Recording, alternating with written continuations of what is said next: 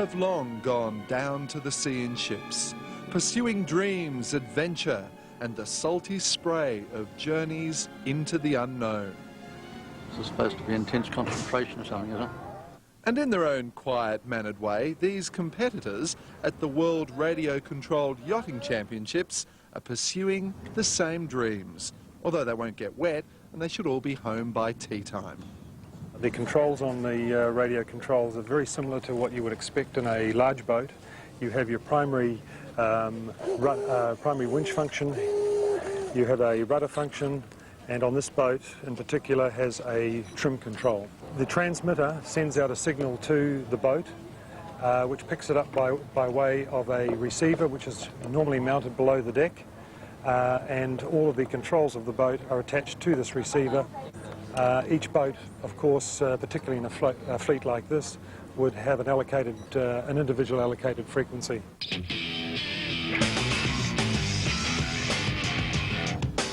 Race 18, B fleet. 3-3, 5-9, looks like it's 2. We've been racing here since early 50s. That was in vane boats, and then we went to radio control in about 73, 74. It really popularised the sport. 8, 7. 33, keep clear. Keep clear to Wimbledon. Contact! 27 and 19. 19 Wimbledon boat, keep All clear. clear. How many members have you got in your club? 30 odd. How many active? 20. At first, they seem a subdued and gentle breed, but as we got to know them, it was soon apparent Viking blood was coursing through their veins. Well, one bloke was from Norway. Torvald, you really have travelled all the way from Norway to put a toy boat in the water at Albert Park. Well, I have travelled all the way from Norway, but it's not a toy boat. Try and take the wind out of their sails, try and tease their grand voyages in miniature, and well, you may not be keel-hauled, but you'll get a gentle talking to. After all, some of these yachts are worth more than $6,000. The fellows that are here would be quite capable of taking their place in any big boat that you like to bring along. They're probably a lot more so, especially in terms of knowledge.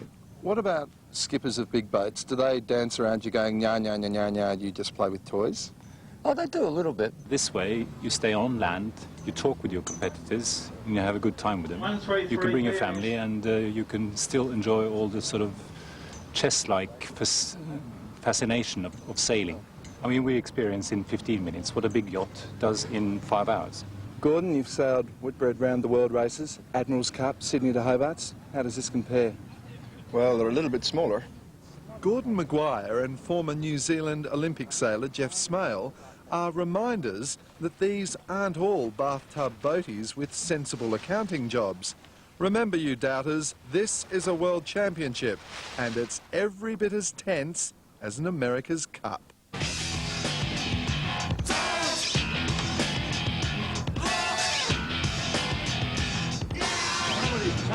I'm going behind you, don't panic. I've seen people just about step on their boats. I've seen people leave regattas in fear and rage. And I've seen wild, foul language. That's not very nice.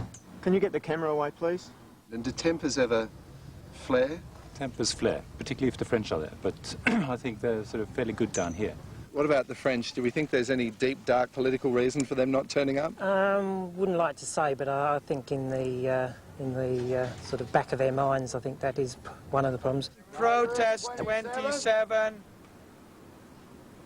27, protest you. You didn't have any water there. Now tell me an important technical question. Why are there plastic golf balls on the end of the antennas? That's so that when I get angry, I don't poke your eye out. The man they've been chasing is Englishman Graham Bantock, reigning world champion, a professional builder and designer, and an athlete so grimly determined he appears to be having no fun at all. But he has his reasons. Well, yesterday I managed to set my boat out without plugging the battery in, which wasn't one of the smartest things to do in a World Championship, and I'm paying the price for that right now. The other thing you notice about all these maritime mateys is that none of them are women. They're clever enough, but not interested. And so it seemed. Those we saw were passing long hours sound asleep in the hope it would all be over when they woke up. Others were consoling children that, yes, darling, Daddy will stop this nonsense soon. And all the while, I just wanted to get that transmitter in my hands. These transmitters are really remarkably simple pieces of technology. This dial here works the sails. This one here is supposed to be for the rudder. Okay, so it wasn't as easy as it looked, but even I was beginning to realise that something big was happening. All Aussie hopes had been sunk, and after 123 races and 5 days, Torvald the Viking had one last chance to wrest victory from an earnest Englishman. Now it's the last day. There's a hush over the crowd. Is that tension, or are they all just asleep?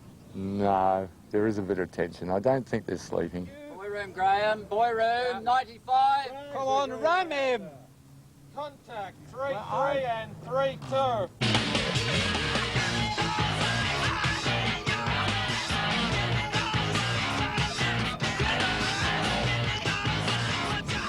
And when this great sea battle came to an end, it was Graham Bantock who emerged triumphant.